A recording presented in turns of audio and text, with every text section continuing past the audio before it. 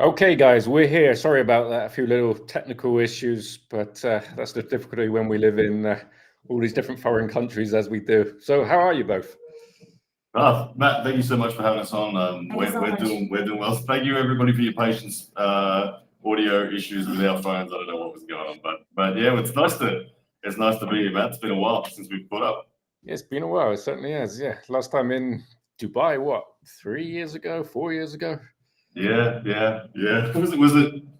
Yeah, when I faced Khaled, maybe something like that. It probably was that one. Yeah. It's been a while. It's been a long time, but man, lots has changed since then too. So,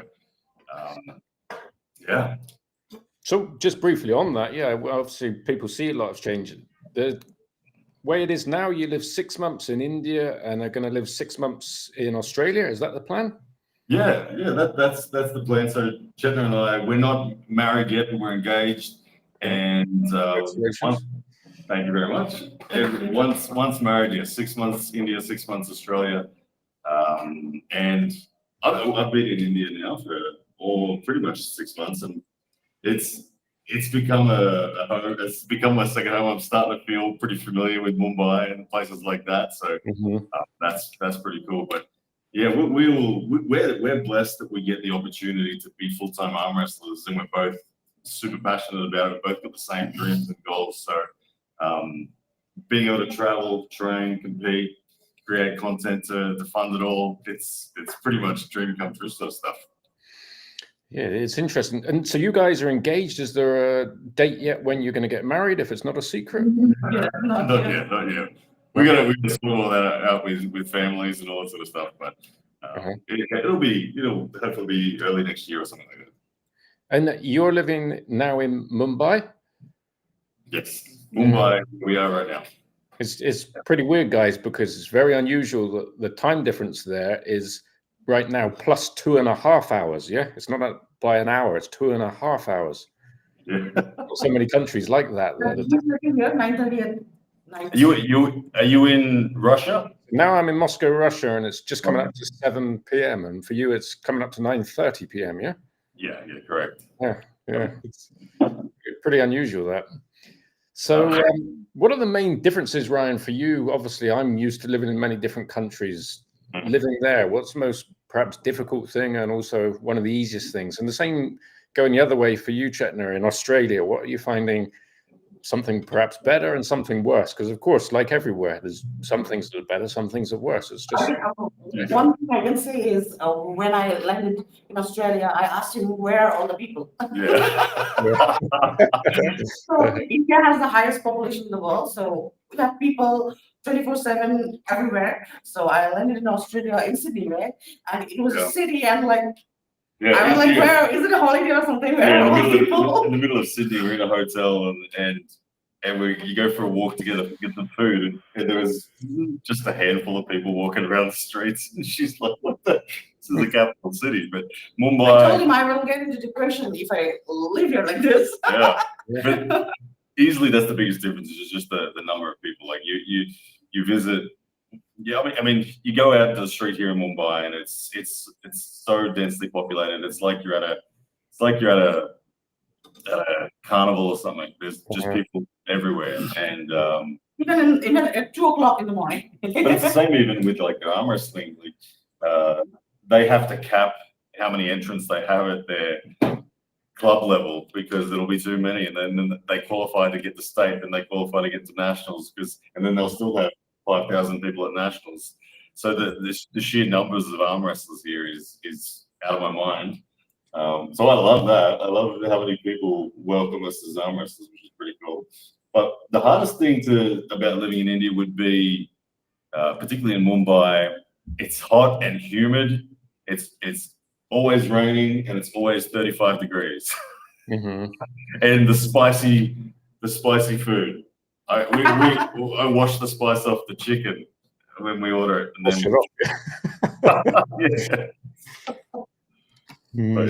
but that's good. At the same time, like it's become very familiar. There's a good strength culture, particularly in Assam, where Chetna's from. A lot of powerlifting. strongman stuff. No, it's in all over India, in Haryana, then everywhere. India. Yeah. So it fits right in, and I would say that living in India, we're blessed because the economy here in India makes it really possible to do what we do. I don't think we could survive in many other countries on the income that we've got from social media, but in India we can survive. So we get to wake up, train, eat, sleep, train again, and just create content. So it's the perfect situation for where we are in the sport, and so India, it really enables that for us. Yeah. Are there other expats around that you've met or not? I haven't come across any other Australians randomly. I know people like Matt Connolly. He comes over to India pretty regularly, and gets involved in the arm wrestling. Maybe many the white people, random white people who cross there. Some of them are Australians. Yeah. Well, when we walk down the street, we turn heads. Like, because where we are in Mumbai, we're not in a touristy part of Mumbai. We're in just one of the suburbs. So there's no white people walking down the street, let alone a white guy and an Indian girl. People look at it like, what is going on here? So we have a good fun with it. But the kids in the street will come running up to you and want to just touch you and work out what you are. Chetna, you learned English from school, or have you learned that later in life? Yeah, I studied in English medium school, so. Okay, because I was going to say your English is very good. English is the official language of India, so lots of people in India know English. So yeah. Our national language is Hindi, and official language is English. So it's necessary for us. Mm-hmm. And Ryan, you mentioned about your friend Matt Connolly. You were obviously part of AWE, yeah? Yes. Are you still part of that, or no? I'm no longer a director. I stepped out of that role once I was pretty much living over here in India. It just was too difficult for me to continue an active role there. But I'm certainly a big supporter of AWE and always will be. And probably will compete there in the near future as well. They've got always putting on good little super match series. Their production levels is awesome. So not a longer part of that, but Matt Connolly, as I said, he's come to India many times, probably at least two or three times. Two times. Yeah. He's always working with Pro Grandeur League and whatnot as well. So there's a good relationship between Australian and Indian arm wrestling, and I think truly, when you look at those two nations and how they are developed in terms of their talent level, I think they're pretty similar too. I would say if you put the top 20 men against each other from Australia and India, it would be very, very close. The women in India smashed the women in Australia. We haven't got the numbers in Australia. But on the men's side, I think it's very, very even. Yeah, so we get along well, the two nations, in an arm wrestling sense. Yeah. Tell me about, I was kind of speculating about this the other day on a live. In India, obviously, it's like you were talking about, a huge amount of people arm wrestling, huge amount of people involved, but it's the whole business model based on outside funding, sponsorship, as opposed to a pay-per-view model. So some of the states of India, arm wrestling, in some of the states, arm wrestling is recognized by government, but many of the states it's not recognized. The states where arm wrestling is recognized, it's easier for them to host competitions, or the athletes are also paid by government. If they get a national medal or like Asia medal or world medal, they get money from the government. But the states which are not like affiliated to the government, they just like my state, we play for passion. Okay. Yeah. And I mean, it's predominantly a WAF nation. Yeah, it has been under WAF forever. Since 1978. 1978, the federation started here. They've obviously they've done really well with the Pro Panjas. They've done a different business model than really anyone else has done. And they kind of based it off the IPL, which is the cricket league. But they've got 6 teams, or 8 teams. Six teams with how many people in each team? 30 people in each team. 180 athletes. So 30 people in each team of 6 teams, and they compete over 3 weeks. to find out which team is the winner, and that gets broadcast live on the Sony Sports Network. So they get an enormous viewership. Like if we're talking just raw numbers, they're broadcasting to 43 million people, sort of thing. And that's what the numbers come back that are watching it. So, like Chetna in season 1 was one of the stars of Pro Banjo League. You go into a restaurant here in India and they've got sports on the TV, and there's arm wrestling on television. So it's I think the 3rd biggest sport in India by viewership. I'm not sure, but I think so. Yeah, behind cricket and badminton or something. And there's kabaddi. So just to the point on that, on a business model though, is there any pay-per-view model there or not? Or Yes, This year there season was. 1 it was the I don't think pay-per-view was there. It but was season 2 it was 29 rupees for Indians. For For Indians, 29 get- rupees to see the season. which 29 rupees is 30 cents in US dollars, I think, to have a whole season worth of access. But the economy is very different. Typically speaking, the pay-per-view model has not worked in India. Yeah, because if that's 30 cents, in other words, like $1 would be very expensive for people, even for a pay-per-view. Yeah. So in the West, in other words, not feasible. The free model has been via their television network, and obviously Sony is. If you get on, if you prove your product to be worth being on Sony network, which they've done now, they're into their 2nd season. Then obviously Sony's generating the revenue from their major advertising partners and things like that. So it seems to be expanding though. So if you looked at India arm wrestling, it's growing for sure. On a commercial sense, on just a club level sense, I've always been really optimistic. I look at the numbers here and the passion behind the arm wrestling here, and I can't help but think India will end up being a really strong nation, particularly in the lightweight categories. I wouldn't say the heavyweights because only 1% of men in India are over 6 foot, so they're all the lighter weight categories, but in the 70 kilo categories and things like that, there are so many good arm wrestlers. And I think why are they not already, Ryan, on the world scene dominating when there's that many people? Because I would have thought also, is it just because they're not leaving India and they would, or that's the thing. The currency struggles. Like it's very difficult to afford to fly international from India on a self-funded trip. You go to the US and you just can't afford to be in a country like that with an Indian income. So it's very difficult. Earlier, there were very less people who would represent the world. Yeah. But now, the numbers are increasing. India is getting represented. Like Chetna, as the #1 in India, has never been able to attend WAF Worlds or anything like that before. So she's got her first opportunity coming up, and it's always just been life circumstances and finances, essentially. Mainly, but my state has no government recognition, so I have to search for sponsors, and it's very difficult to get sponsorship because people will ask, is it Olympic recognized? And no, then nobody wants to sponsor, so it is very difficult. But I think that truly the only reason we haven't seen Indians becoming amongst that top ranks is just they haven't left the country yet, and unfortunately, it's a difficult set of circumstances for them to leave the country. They really need to be noticed by the rest of the world and then given an opportunity. So, like Chetna's she's the pioneer in this sense. She's got her match at Georgia vs. World 1, and she's facing the current WAF silver medalist in Bella Plieva from Georgia. So. If she does well, then people will start probably looking internally at India, saying who else is there. Yeah. Okay, so that segues us on to Georgia versus the world. I think I had Gennady and Roman on the channel the other day.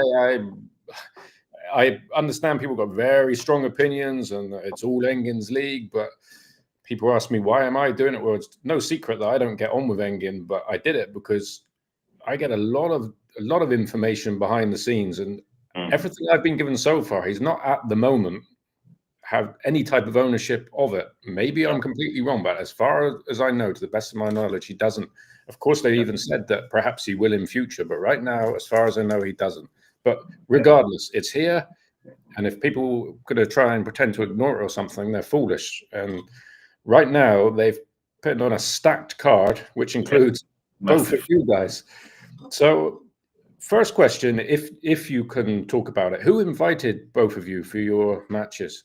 Gennady Krikvinia directly contacted us, but okay, and I can certainly attest to it as well that from my understanding of behind the scenes and talking to everybody about things, I stayed clear of all the drama that happened between Engen and East vs West. I didn't get involved in it publicly at all, and I heard everybody's side of the picture. And as far as I know as well, to the best of my knowledge, Engen's not involved in Georgia Bismarck. He wants to retire and take it easy and rest, is what I view it as. But look, Gennady was the person who contacted me directly. He first of all contacted me asking me if I would commentate GBW1. And when he told me the date, I said, I can't actually do it. There's a tournament on in Australia the day after, over the top. And that's a big prize money tournament. So I was pretty keen to pull that and try to contest for that. But then about a week later, Gennady contacted Chetna and offered a Bella Plieva, and we instantly said yes. And then when we accepted that, they offered me a match as well. So that's how I came about. But yeah, it was all through Gennady, and then Roman. Once we'd accepted through Gennady, Roman stepped in to be able to communicate with us on a faster pace, given the language barrier that Gennady and I had. But someone was typing in English for Gennady. I don't know who was doing it, but someone. But it was Gennady's Instagram account that contacted us. Yeah, there's a lot of unanswered questions, of course, or nothing's certain. But yeah, I think all of us that hear things behind the scenes haven't seen any proof yet that it's anything different to what they're telling us. Okay, we got a super chat. Let's just hit that one. Ryan, you showed integrity when you stood up against Engen. He damaged you before. Why are you now scared to say he is wrong now? He can't hurt you anymore. Obviously referring to a conflict that Engen and I had many years ago over at the time, which was whether YouTubers would be willing to or able to or should be or shouldn't be doing live stream commentary. We disagreed on it, and he had every right to say, all right, well, I'm not inviting you back. And I stood my ground at the time. It was his business, so he didn't want to invite me back because we agreed to disagree, and we're both firm personalities when it comes to that. So, but look, people thought that Engen and I were enemies for a lot longer than we actually were. We sorted it out probably about a year and a half earlier than anyone would have realized or suspected it. And like I personally contacted Engen and we discussed it, and I apologized to Engen for my behavior in any way that it brought difficulty towards him. And he was much the same. And we said, look, yeah, we both clearly love the sport, and let's work together in the future. And at the time, East vs West had evolved to a level of arm wrestling that was above my caliber of arm wrestling. So he was pretty clear with me that I wasn't going to get an invite back as an athlete until I'd proven myself. But he did say, I think you're the best commentator in the sport, and I'd love to have you back on that front. So I came back to King of the Table 14 as the commentator, and then I was at East vs West 18 commentating as well. And then they had their issues. So in respect to that super chat, with why am I standing up to him now? There's nothing to stand up to. I'm very neutral in this whole situation. When I try to look at it objectively, and I think there are one of the best things that East vs West did when Engen was at the helm was he put on a lot of matches. And at first I wasn't a fan of how many matches he was putting on. So many matches, but it proved to be a very good thing for the athletes. It proved to I saw athletes that weren't just Devin Larratt, who already had a big following. I saw athletes becoming famous within the sport, lightweight athletes. Daniel Prokopchik, for example.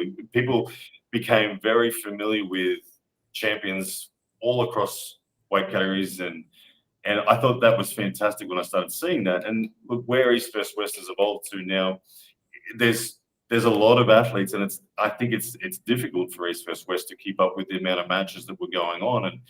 And the direction that East vs West now is going fantastic in the way that it's building its commercial viability, and it's headed in a good direction.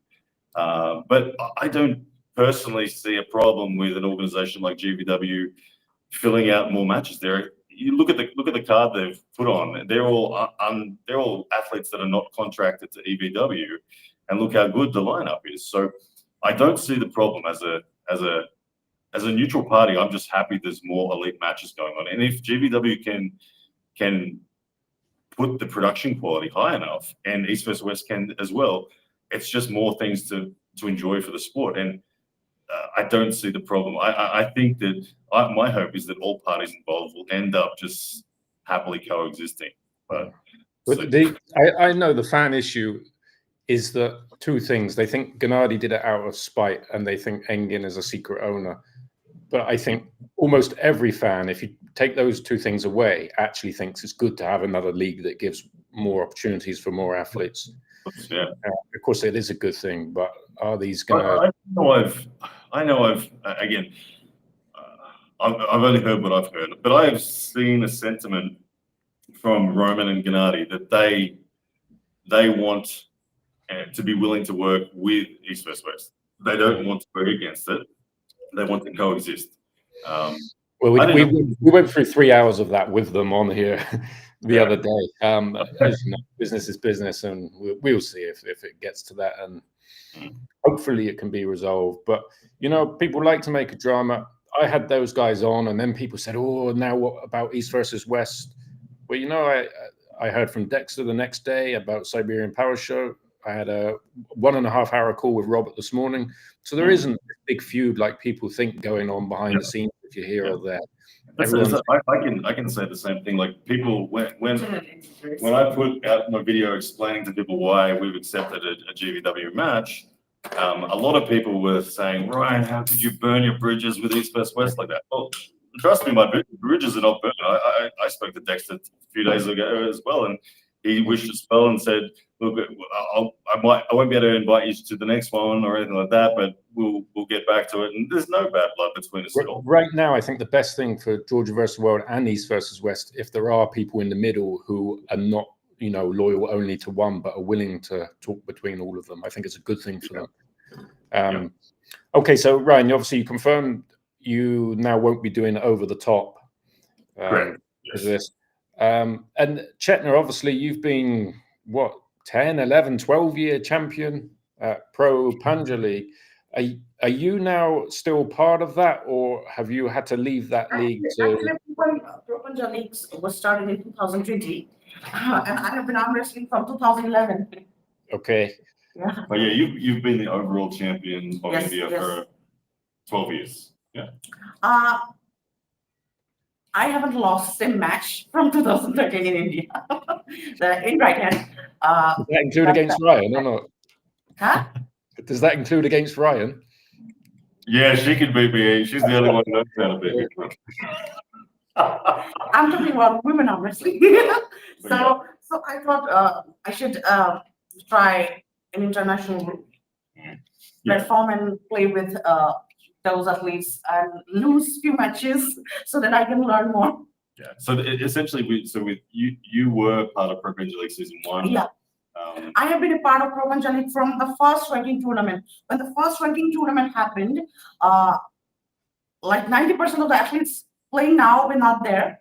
Only 3 or 4 athletes from Assam, our state, came, and I was the only women arm wrestler from our state. So I have been a part of Pro Panja League from day one, and I have played season 1. Season 2, I chose not to play because I want to play like in Pro Panja League. There is no overall weight category. There are weight categories, so I'll have to play with the same girls I have been playing forever, and I don't think I will have any growth. So I want to like play with international arm wrestlers who are talented. Unfortunately, we did try to get an opportunity to negotiate where she could still pull Pro Panja League and have the freedom to go out overseas, but unfortunately we couldn't reach that point. And so it had to be a choice between staying in Pro Panja or having international opportunities. And like I said, when Chetna hasn't lost a match in 12 years in India, it's just for her own growth within the sport. You need to go and face better people. And so, Pro Punjab League is very good. It has given us a platform like we have never dreamt of. But the thing is, in my weight category or in India, like I cannot. I don't think I can learn anymore. I want to learn more, and for that, I have to lose few matches. So I want to play. Chetna you've had one match with an international high caliber. Yeah. At the Asia Cup last year, which was held in India. You got to pull Oksana Bismanaya from Kazakhstan, who was the silver medalist at WAF in her weight category last year. And you faced her at 65 kilos. You pinned her, but got elbow foul. Yeah, the first match I pinned her, but I got an elbow foul. And in the second match in straps, she beat me. I was able to hold her for a few seconds. So I got excited. I thought I was very weak in comparison to all this world medalists. Then I got excited. Oh, I like some her, so I want to try my strength against them and see where I like. Mm-hmm. And so Bella Plieva now, she's the current European champion, current Georgian champion, and finished second to Fia Isaac last year at WAF. So that's who you've got. So it's a pretty big test. So, but yeah, that's. How do you view that then? Like, what would you say the odds were if you were from the outside placing odds on that match? I mean, from my perspective, Bella is the more experienced athlete, without a doubt. I think she's had countless more starts against elite pullers. So that's advantage. She has got more accolades at international level. It's in Georgia. It's in her home nation, so she's got the home crowd. And it's not a debut for her. So look, the odds are Bella is the favorite if you're a betting agency for sure. But the only bit of data that we've got to suggest that Chetna is competitive is how she went against Oksana, who is of the same caliber as Bella. You would have to say. But the thing is, I would have accepted anyway whosoever they offer me because this is my debut. I don't think I'm in a position to ask for. I don't need this one. I need that one. So I am grateful that they offered me a match. Doesn't matter who my opponent is. And it actually came about. Gennady initially was looking for an opponent for his partner, and Chetna was the name that was floated to him. Gennady then did his research on Chetna and went, "Oh, I think Chetna needs someone a little stronger." So then he put Bella Plieva. So yeah. I don't think I'm in a position to make any negotiations. So I will accept any match. It's a huge experience, of course. I understand. Yeah. And so then you said, Brian, then you off the back of this were also offered the match. Yes. Benko, tough match, yeah. Toughest. Oh yeah. Well, I think this is the toughest opponent I've had within a weight category. The only opponent I would is what, 105, 108? 105. 105. The only man I've faced that I would say is of a higher caliber would be Schoolboy himself. I know Schoolboy beat Babenko last year, but at 105 kilos, Babenko, he's a Russian national champion, multiple Russian national champion with his weight classes, lighter weight classes at the time. He's won Europeans, and he's finished second at WAF Worlds on 2 occasions in lighter weight classes, but now he's moved up to 105 and wants to make a mark here. So I was honored again just to be offered that. I'm someone who I love the deep end of the sport. I feel I personally grow fastest as an athlete when I'm in the deep end. I don't have anxiety about taking on someone of a higher caliber. I see that as a privilege to be able to just test myself. So look, without a doubt, Babenko's got to be the favorite going into this. But I'm at a point now where my training over the last, particularly 6 months, has been the most dramatic transformation I've ever had in my 13 years of arm wrestling. And I don't yet know what that equates to. I pulled in Chicago at East West West qualifier, and I won the 105 kilos and I won the super heavyweights. And I did it very, very surprisingly comfortably to me. Like I didn't get troubled anywhere in the tournament. I beat Adam Taranenko on left in the opening round of the left tournament, which historically for me, Adam was crushing me on left. So there was it was straight away. I was surprised. I was like, oh my goodness, wow. The training of the last 6 months has translated to something. And I don't yet know what it's actually translated to. I don't know where the ceiling is yet. So Babenko is going to no doubt show me give me a good indication of where my ceiling is. And I go into it with a fearless attitude, completely respectful of Babenko. I think he's rightfully the favorite and should be. But I'm not afraid to give him my best. That's for sure. I think this is anyway a win-win situation for us because if we win, we win. If we lose, we learn. Yeah. In my case, it's 100% win-win. I mean, I've seen comments saying if Ryan gets into a match, if the rounds aren't just flash pins, then that's a win for Ryan. So that's not that that's what I'm aiming for. I go into every match with an intent to win. But I'm aware that the perception from the audience is rightly that Babenko is the heavy favorite. And Ryan, you'll be commentating after your match? Yes, I've been invited to commentate, so I will commentate the remainder of the event after being in the corner for Chetna and then pulling myself. And yeah, I'm not sure who I'll be commentating with yet. They've floated a few names, but nothing confirmed as yet. And it's correct that you were invited to commentate at East versus West 20 in Switzerland, yeah? Yes, so Chetna's match was announced first, and when that match was announced, Dexter did reach out to me, Robert also, but I only spoke with Dexter about it, and he asked me if I was going to be participating. I said, yes, they've offered me a match as well, and the ability to commentate, and he said that makes sense if you're going to be there. He said, I understand completely why you'd want to accept it. He said to me directly, though, look, if you do pull at GVW, because there is tension between us at the moment, we won't be able to have you commentate the Switzerland event, which they had offered to me just a couple of days prior. So I said to them, look, yeah, I understand that. That's okay, but I can't turn down an opportunity. To me, the dream of being a competitor is bigger than the dream of being a commentator. And I feel I'm in such a good space right now as an athlete that it means a lot to me to get to test myself against someone like Babenko. So I can't possibly turn down an opportunity to face an elite pool in my weight category. And Dexter was cool with that. He said, look, I totally get it. No dramas.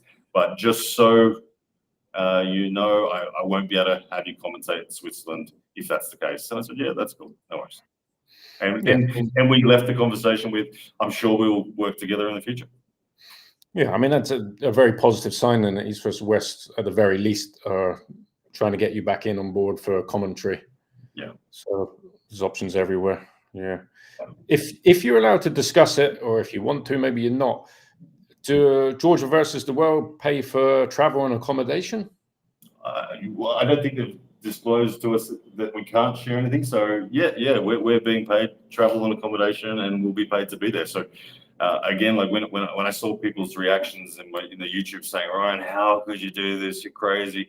Look, as an athlete, this is what we dream of. This is what we do to get the opportunity to be paid travel and accommodation, and then paid to be there doing what we love at the highest level. Yeah, you can't say no to things like that. Right, just one more question about Engin, because I forgot, so many people asked me to ask you this. Has at any point during all of this stuff going on the last couple months, has Engin been in contact with you, maybe for whatever reason? Yeah. I've spoken to Engin. I've spoken to Dexter. I've spoken to people all on either side, but it was more like just people venting to me. I let people vented to me from both sides of the camp. And I chose personally to not make any public declarations of allegiance with anyone. I just thought I'm going to steer clear of this one. I've had my share of being involved in arm wrestling drama over the years, and I'm happy not being involved in it. So I was in the meeting that was the controversial meeting that caused all the problems, and then so yeah, I had Engin call me and ask me what happened and things like that. So, but I didn't find it wasn't a manipulative sense. He wasn't trying to recruit me for anything. He was just telling me his experience. Like I said, I had the same thing in a sense from the other side as well with talking to Dexter. So I always just tried to remain neutral. Mm-hmm. What is the main event at GVW? Which That's match? a good question. I don't actually know. I would imagine it's Zaranov against what's his name? Let me check. How do I pronounce it? He's a big Russian guy, man. Oh, Zawa. What's his name? Zawa. No, yeah, Zaranov's taking on. Who's Zaranov taking on? This one? Yes. Scroll down to the poster. This one here. Klaus. How do I say that? Palzalayev. Yeah. I would imagine that's the main event. I would imagine that's the main event. Mm-hmm. But it hasn't been declared anything. I think they've got 20 matches or something now. Yeah, I mean, they still seem to be adding matches, and obviously a lot of matches are actually, very high quality on paper if it all goes ahead. So that's what I was wondering. What actually is going to be the main event? All I know is that I'm gonna need to have some throat lozenges if I'm commentating that's gonna be a long event. Like I remember when East vs West had 16 matches, it was almost an 8-hour show. So this one's going to be pushing 10, 12 hours. An all-nighter, isn't it? Yeah, it's going to be a big day. It start? Do you know it starts in the evening, or it's I don't know when it starts yet. I don't know. I know that they were still looking at many options in terms of how they broadcast. They haven't put out a pay-per-view link yet, or anything like that. But who knows? I think they're considering all options as to how it's broadcast, whether it's pay-per-view, whether it's sponsored, paid for, and then it goes out cheaper or what. I don't know. So I think they'll no doubt have an answer to those questions pretty soon, but I'm not sure what time it's going to start. And obviously, so people are going to miss out on you commentating at next East versus West. They just announced the main event there will be Vitali versus Jerry. Of course, some people saying if Jerry turns up. But how do you see that match going, Ryan? I think Vitali can beat people that Jerry can't. I have no doubt about that. Many people that Jerry can't. But I worry for Vitali because Jerry loves top rollers. He eats them for breakfast kind of thing. And Vitali is the tallest of top rollers. So Jerry will be able to get underneath Vitali with almost certainty. And we've seen Jerry have Gennady swing around on his arm like crazy in the past. And Jerry can defensively hold that and not break his body somehow. I think it's a very risky match for Vitali. Vitali's got to be the favorite. He's in very good form. He's improved over the last year or so. He looks bigger than he's ever been, and his side pressure looks amazing. But stylistically, Jerry's a nightmare for Vitali. So I'm not ruling out Jerry pulling off a victory. Well, there you go. That's a motivation for people to be excited by that event. And what about, obviously, it didn't happen. It was a big part of my conversation with Robert this morning about, of course, Devon versus Vitali has to happen. Had it taken place in America, who would you have picked for that match? I would have picked Vitali. Okay. For the reason that I always thought that Devon's biggest weapon is his pronation at center table. And for Devon's biggest weapon to become directly effective, he's always used the leverage and the length of his arm to an advantage. But with Vitali being as tall as he is, Devon's pronation won't reach into the threat, into the sweet spot of Vitali's hand. So I think Devon's high pronation won't be effective. So I believe Devon would have to arm wrestle completely differently against Vitali. And every time, I know that they're only practice balls, but every time Vitali has ever practice ball with Devon, he's pinned Devon very easily. Devon hasn't been able to get a stop. So I think we were going to see a very late. You told me once Devon in practice is Devon in competition is completely different. Yes, Devon more so than anyone is different at a match. So that is a factor. But I would have been backing Vitali, and I still will back Vitali when they do inevitably face, which I hope they do. I think it'd be a terrible shame if we don't get to see it as fans of the sport, because Devon's in amazing form. We know that Levan's the only one that can sort of deal with Devon. The way that Devon just dealt with Kadecha was phenomenal. But Vitali's he's got a long lever and a big top roll, so hard for Devin to do what Devin normally does. Yeah, really difficult. You love tall wrestlers, don't you? No, my hand is very short. I run away from them. I'm scared. You're 5'1.5", yeah. Because Chetna, do you have like a favorite arm wrestler in the men's and the women's division? Is there anyone that you just look as a fan of arm wrestling? In men's division is John Brizet. I thought it was Nugo Kaze. But he's my new favorite. He's my new favorite. But all-time favorite is John Brizet, and women is Lucia Narova. Okay. Mm-hmm. He's What from Slovakia. about you, Ryan? Have you actually got a favorite, or are you not willing to say even if you have? Well, if you're talking on the nostalgic sort of level, it's John. But if we're talking on just the recent energy, it's Nugo Chikaze. Yes, he's my new favorite because he has a short hand and he defeated Matt Moss very long hand, and that's what I will have to do all my life. When we were at King of the Table 14, we got to watch it from the front row. I was so entertaining. That was the most entertaining match in the whole night. The energy of that was outstanding. I feel like you could put Nugo and Matt Mask on every card, and it would still be we'd all love it. But when you walk past Nugo Chikaze, I'm not sure if you've met him, Matt. It doesn't make sense. It doesn't make sense. Where is the 105? Where he doesn't even look 105 kilos. You think surely he could be 90 kilos. He's got this little tiny pot belly, and his arms aren't as big as the other guys in his division at all. And yet he's so strong. Wow. On the table, you just think, goodness me, look at this dude. So he's my favorite arm wrestler. And then amongst the women, I go with Gabby. Gabby's the all-time. I like her too, but Lucia is my all-time favorite. Yeah. Well, Gabby's got a match again at East versus West. She's up against it again.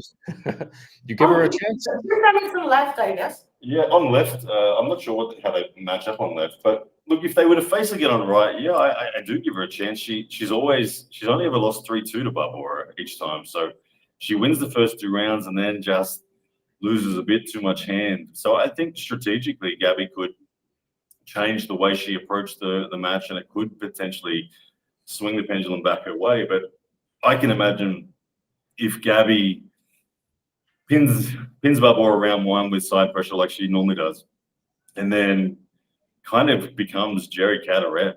Like, instead of trying to keep her hand, just buries, after a good side pressure surge, dumps the wrist and buries her shoulder. I could see her potentially getting through. But obviously Barbara is enormously strong. She's very tall and big, and Gabby is short. So she's Lavana. She has the Lavana. Yeah, but Gabby's been around a long time, so you definitely can't rule her out. Mm-hmm. Did Philip Larson surprise you? What he did to Matt Mask? I'd never heard Philip Larson's name. I'd never seen him perform prior to that, and so yes, he shocked me. I saw the size of him at first, and I thought, goodness me, he's making Matt Mask look small. This guy's a giant, and then he did it so comfortably that I thought, oh wow, he's high caliber. He's a genuine super heavyweight. I mean, he didn't have any problems with Matt. So I'm not sure who they're going to give him next, but he showed to me that he's worthy of making a run to try to get in the top 10 of the overall ranks that East vs West runs. I don't know how he'd go against the likes of Zaranovs and all that, but he looked good. He looked really good. Yeah. I'm pretty sure they've just given him a match at East versus West 20. I just can't think against who, but I think they have. Okay. Maybe someone will put us in the comments. But yeah, maybe that's right. It's an Italian guy that I hadn't heard of. People were saying. But there was an Italian guy that got his visa wrong at East vs West 18 that was meant to pull against Wagner Bortolato. Okay. So it's probably him. Yeah, that's right. Battaglia? Battaglia. Yeah. So he's got a match against him.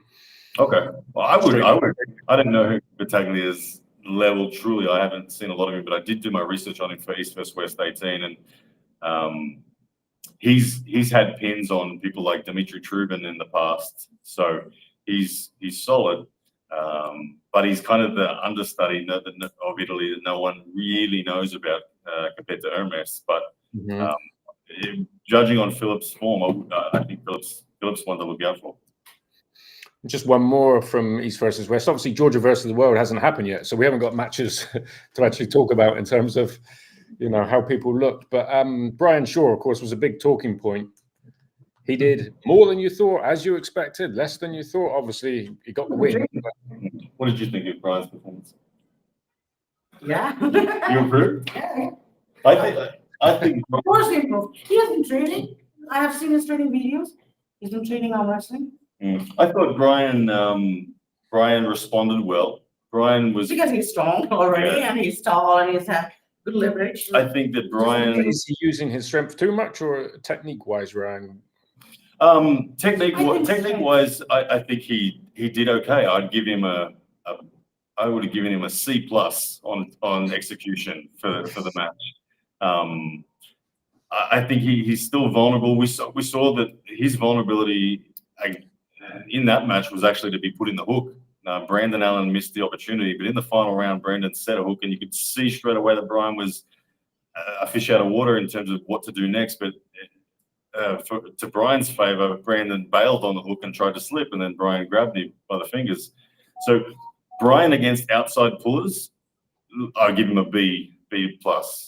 Brian against inside pullers, I think he's still vulnerable, and I think he's got some neurological efficiency to still work on, to know how to respond when someone carves in on his prono with side pressure. But the way he was patient against Brandon. When Brandon got the King's move thread in, he closed down with his shoulder pretty well. He recognized that his hand was stronger, and he didn't rush things. So yeah, I think credit to him in that sense. But I think look, with his size and strength, he does have huge potential if he can get the neurological efficiencies more efficient. And you can see in his movement patterns that there's still plenty of room for efficiency improvements.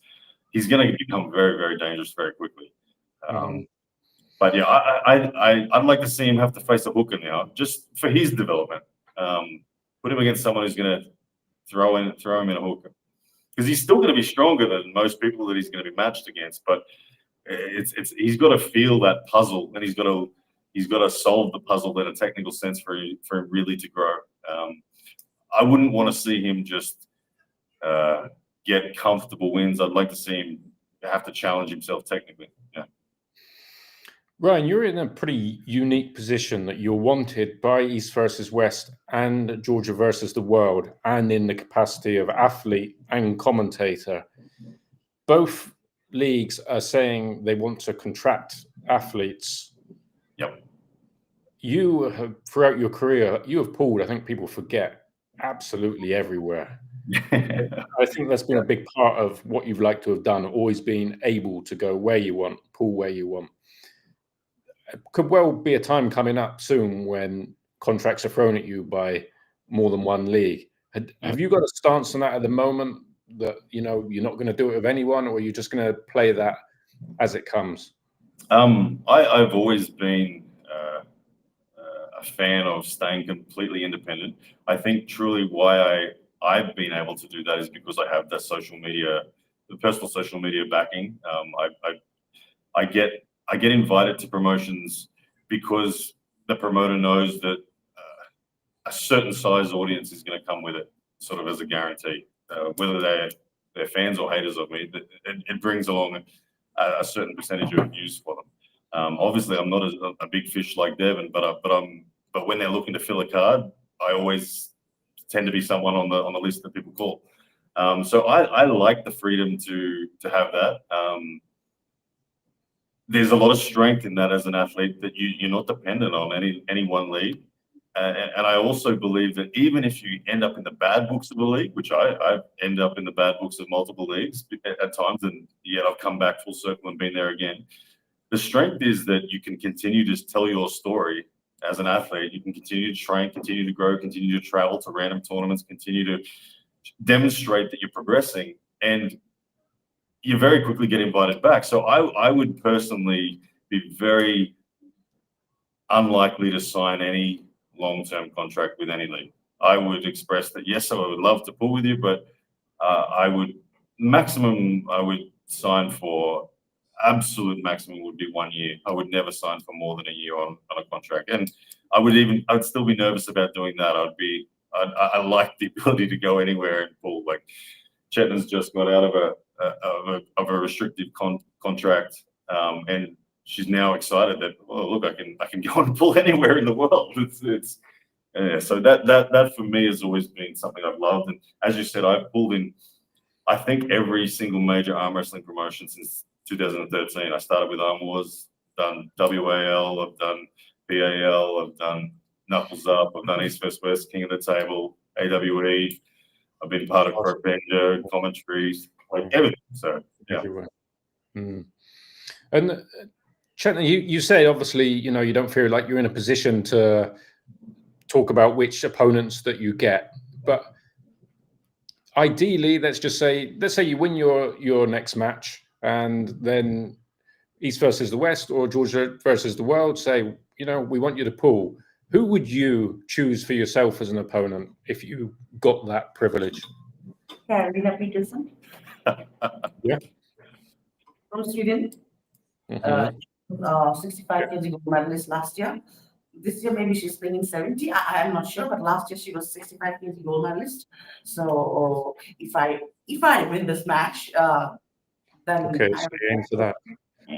Yeah, if you win this match, you're in a very small circle of the pointy end of the sport all of a sudden. So there's no reaching to the top to try to go straight for a fee or anything like that. It's good to pull. It'd be good to pull as many people as you could. Yeah, Carolina is one of them for sure. Yeah, that's what's interesting in that division. I don't weight class. Wait a minute, that is because you.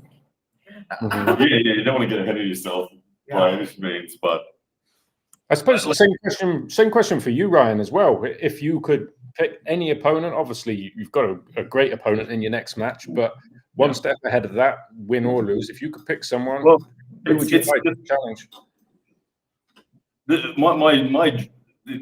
The end of the line dream in the phase for me is I'd love to someday have a match with Todd Hutchins. That's something that is a fairy tale sort of thing. If I can get to a point where I'm worthy of a match with Todd Hutchins, I feel like I've really had a good result in the sport. But at the same time, like I said, obviously Todd's the world champ at 95, and he's been the world champ at 105 as well. So there's a process. I'm not looking past Babenko in any way, shape, or form, but I'm at the point where I kind of went into the dark for a while and just recognized that I need to prove myself. I kind of went a little bit quiet in terms of saying where I think I could end up, and I've trained really hard. And this match is just going to be a sort of a litmus test for me to show me what the results of the last sort of 6 months have been. And it all really depends on how I go. If I beat Babenko, then I'll take whoever they offer me. And I mean, there's a lot of 105 kilo guys that are very, very talented. If I lose, but it's a war, then I'm pretty happy as well. And I still think there's matches for me. If I get absolutely belted, well, I'll go back and keep training and keep my head down for another 6 months or a year or so. Yeah. For you now, being in India, is it more difficult because you talked about, men there genetically are smaller? Is it more difficult for you to get good training partners that are big enough and strong enough? Yes, I don't really. I haven't really had table time in 6 months. Okay, so that's one disadvantage, right? Yeah, Chetna and I pull every day, but yeah, in terms of finding opponents that are able to stretch my elbow, it's very, very difficult. But that said, when we go to a club, there's no shortage of numbers, so I can let the rope out and end up tired enough that I can then recreate shapes and all that sort of stuff. So, but where I'm at it as an arm wrestler, I personally put so much time into table time in my first 10 years and all of the small arm wrestling specifics that I feel like I was overdue to just add some horsepower. So I'm getting really good results at the moment on the table just with adding powerlifting strength. Because I feel like my hand and wrist has already been developed because I was all in on my hand and wrist. I didn't do anything but hand and wrist essentially for the first 10 years of arm wrestling. So Chetna, you're Ryan's powerlifting coach, yeah? Yeah, very much. Very much. We train together.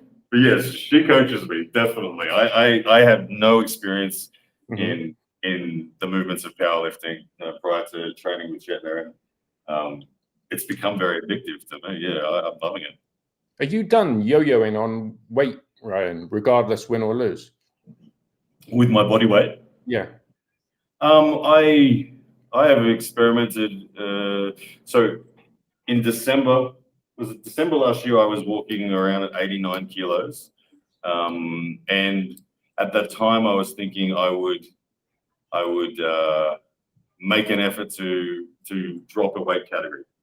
And then I started training with Chetna, and I started growing very quickly, more so than I ever have before. With doing squats and deadlifts and all of the proper powerlifting program, very quickly my body was getting heavier. And so I then Chetna was saying, look, if you're going to train powerlifting, you need to eat a lot of rice and carb up. So I started eating, and next minute I'm 105. But I feel really good at 105. I think my body composition is probably the best it's ever been, and there's zero doubt. Arm wrestlers always will say I'm at my strongest. Well, I know without a doubt I'm at my strongest. I cheat pilled 117 kilos tonight, which, to give you perspective, when I started training with Chetna, my cheat curl PR back then was 90. Now it's 117. My bench when I started with Chetna was 120. It's now 150. My deadlift when I started training with Chetna was 160. It's now 200. And my squat didn't exist, and now my squat's 135. So I know I'm at my physical best that I've ever been. And I don't yet know what that translates to on the table. So I'm excited to pull. Although your tournament performance at East versus West shows you that it looks like. Yeah, it shocked me. Like the left arm went first, and my first round match was an easy match. And then my second round match was Artem Taranenko, who was the #1 seed in the division, and he had a bye. So it was a fresh Artem Taranenko. And like I said, previously he has murdered me on left. And it was a very comfortable victory for me. And when I beat him on left, I walked over to the admin desk and said, can I please pull the super heavyweights as well on the right? I knew that if my left felt that good against Artem, my right was going to feel really good. And I went through both divisions, 105 and super heavyweights, without breaking a sweat. So I was shocked and very, very pleased. I pulled with Vrez on the after table as well. And I had no dramas pinning Vrez in a hook on right, which to me in a slow pull. And I was like, okay. I then pulled with Arsene Kachaturian, and we were balanced and back and forth. And so there were a lot of signs there that I've improved a lot. But a super match against Babenko will really clear it up to see whether I emerged finally at the elite level, or if I still got a way to go. Yeah.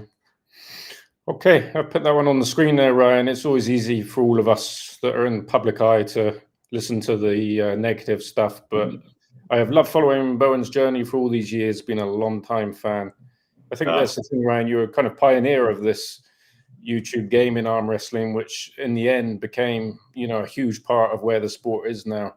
It's very easy for people to knock people. I always say, obviously, you put yourself out there and you've always set yourself up. Essentially, anyone does to fail when they declare what they're going to do, but you've been brave enough to do it. And I always say to people, I work with many, many people in arm wrestling, and I always found you professional and good to work with. And that's all that matters to me. I don't listen to what anyone else says.